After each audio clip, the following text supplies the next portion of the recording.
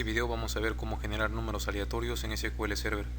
Vamos a basarnos en estas tres funciones, pero antes de empezar a generar directamente los números vamos a ver un poco sobre la funcionalidad original que tienen estas funciones, solamente para tener una idea. La primera función es newID. Esta función lo que hace es generar un identificador. De manera más precisa, genera un valor del tipo Unique Identifier. Nosotros vamos a hacer un select para ver qué es lo que esta función genera. Y tenemos este valor alfanumérico. Si nosotros ejecutamos nuevamente, obtenemos valores distintos. Como vemos, es una secuencia de caracteres que de por sí ya está basada en una generación pseudo aleatoria, es decir, en algoritmos complejos para generar números pseudo aleatorios. Pero como es una cadena alfanumérica, no nos va a servir de mucho. Lo que necesitamos entonces es hacer uso de la función checksum. La función checksum originalmente no ha sido pensada para generar números aleatorios, sino que la función checksum, al igual que binary checksum, se usan para detectar cambios en una fila. O sea, tenemos una tabla con varias filas y gracias a estas funciones podemos detectar un cambio en los valores en cualquiera de las columnas de una fila. En esta página se muestra un ejemplo. Aquí se crea una tabla con dos columnas, una columna 1, una columna 2, y se asigna un valor determinado. Luego se imprime su valor usando binary checksum, luego se asigna un valor distinto y por último otra vez se vuelve a hacer un select. Y como resultado de esto tenemos la siguiente imagen. Tenemos un valor test en la fila y este es su resultado al aplicar binary checksum. Luego se cambió su valor por este otro, por test con T mayúscula, y su valor al aplicar la función binary checksum cambió. Si regresamos a su valor original, nuevamente vuelve a tener su valor anterior que tenía en binary checksum. Binary checksum es diferente realmente que la función checksum, que es lo que realmente vamos a usar, pero explicar la diferencia entre ellas no tiene mucho sentido en este caso. No tiene mucho sentido explicar esta diferencia porque no vamos a tratar a profundidad lo que es detectar cambios en los valores de una fila. Pero de todas maneras hay que mencionar lo que este artículo explica, que la función checksum es mejor frente a binary checksum y en realidad tienen el mismo tiempo de respuesta.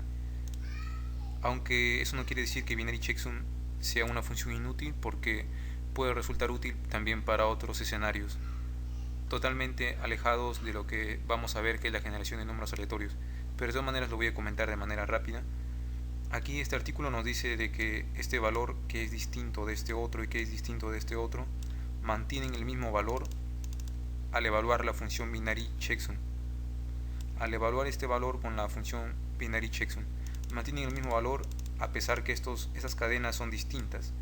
Y esto es porque binary checksum se basa en arreglos binarios y al parecer no detecta estos cambios, mientras que la función checksum sí detecta el cambio que ha habido entre estas cadenas porque son realmente distintas. Entonces el valor que genera sí cambia. Pero ahora sí vamos a lo que estábamos viendo. newID dijimos que generaba esta combinación pseudo aleatoria y vamos a usar ahora checksum sobre este ID que es único. Hay que mencionar que el newID, que es la combinación extensa que vimos antes, se genera en base a la hora de nuestro sistema y en base a nuestra dirección MAC, por lo que es extremadamente difícil de que genere un mismo valor dos veces seguidas al ejecutar la función. Hasta este punto entonces, usando la función checksum, nosotros ya podemos obtener números aleatorios, pero como se observa en los resultados, podemos obtener números tanto negativos como positivos. Si es que lo que deseamos es obtener solamente valores positivos, lo que hacemos es aplicar entonces la función abs para obtener el valor absoluto y de esta manera obtener únicamente números aleatorios positivos. Pero obtenemos números bastante extensos, o sea, con un valor alto. Si nosotros queremos limitar esto a un número de menor tamaño, debemos usar el operador módulo porcentaje en este caso, y restringir el valor de este resultado. Entonces, ejecutando, obtenemos valores que están en el rango, en un rango más limitado gracias a la aplicación del operador módulo, que lo que hace es dividir entre este número y obtener el residuo. Entonces, por ejemplo, si escribimos módulo 4, estamos obteniendo valores entre 0 y 3. Es decir, siempre obtenemos un valor menos, una unidad menos que el número especificado acá. Y esto es lógico porque, como mencionamos, se está aplicando el operador módulo. Y al dividir un número entre 4, el residuo siempre va a ser menor que el divisor. Es imposible que el residuo sea igual al divisor, porque en ese caso se podría haber dividido el número una vez más entre esa cantidad y el residuo sería realmente 0. Por eso es que siempre el residuo, al dividir entre 4, siempre va a ser 0, 1, 2 o 3. Entonces, si es que nosotros quisiéramos obtener un número aleatorio entre 0 y 5, en realidad aquí no pondríamos 4, sino que pondríamos 6, porque obtendríamos valores entre 0 y 5 de esta manera. Pero podemos también expresarlo de otra forma, que sería así: 5 más 1. Entonces obtenemos valores entre 0 y 5. Si yo quiero obtener valores entre 0 y 8, simplemente cambio el 5 y le pongo 8. Y de esta manera estamos obteniendo ya números aleatorios. Para otros valores es solamente cuestión de jugar con esta expresión. Por ejemplo, si quisiéramos obtener un valor entre 10 y 18, únicamente tendríamos que sumarle 10 a todo esto,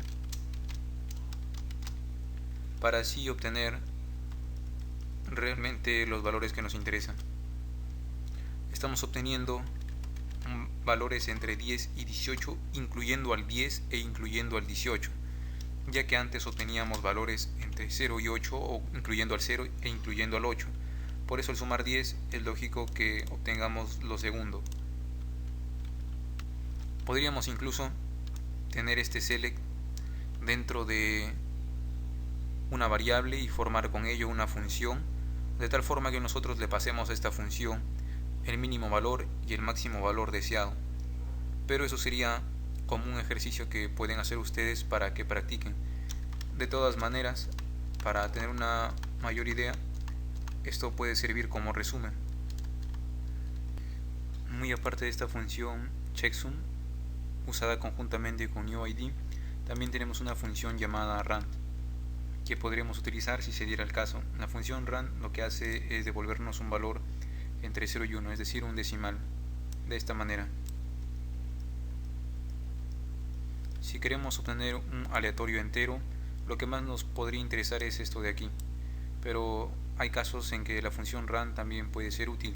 Por ejemplo, si queremos simplemente obtener un 0 o un 1 de manera aleatoria, podemos aplicar el operador if y if, y según el valor de este decimal, ver que si es menor a 0.5, imprimir 0, y si no, imprimir 1.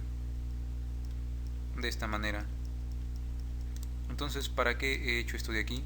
Pues porque en un determinado momento yo necesitaba llenar una base de datos con datos de manera aleatoria, y necesitaba que un campo de manera aleatoria tenga un valor de 28 a 33, de 35 a 49, y tenga uno de estos valores simplemente, es decir, que no pueda aparecer el número 34. Podría usar una condición que si es 34 vuelva a generar, pero yo necesitaba, o al menos quería, lograr generar un número aleatorio entre 28 y 33, o que esté en el rango de 35 a 49. Y entonces apliqué esto de aquí. Esto de aquí nos da prácticamente 50% de probabilidad de que caiga 0 y 50% de probabilidad de que caiga 1, porque estamos usando el operador, la función rand, y lo estamos comparando con 0.5. Luego, como ya había tomado esta expresión y sabía que esto era 50% probable y esto igual, entonces apliqué todo esto de acá. Todo esto de acá me da un valor aleatorio entre 28 y 33. Y todo esto me da un valor aleatorio entre 35 y 49. Y entonces hay un 50% de probabilidad de que yo obtenga un valor entre 28 y 33 y un 50% de probabilidad de que yo tenga un valor entre 35 y 49. Ahora hay que tener en cuenta que entre 28 y 33 no hay la misma cantidad de números que hay entre 35 y 49, por lo que aplicar un 50% a cada uno no significa que cada uno de los elementos que puedo obtener tengan la misma probabilidad, porque los que están entre 35 y 49 tendrían menos probabilidad, ya que en este segundo grupo hay más elementos que en este primer grupo. Yo elijo un grupo con la misma probabilidad, pero el segundo grupo tiene más elementos, por lo tanto cada elemento del segundo grupo tiene menos probabilidad de ser escogido. De seguro que hay una manera mejor de idear esto, pero esto es un video en el que les comparto más que todo un resumen rápido de cómo generar números aleatorios.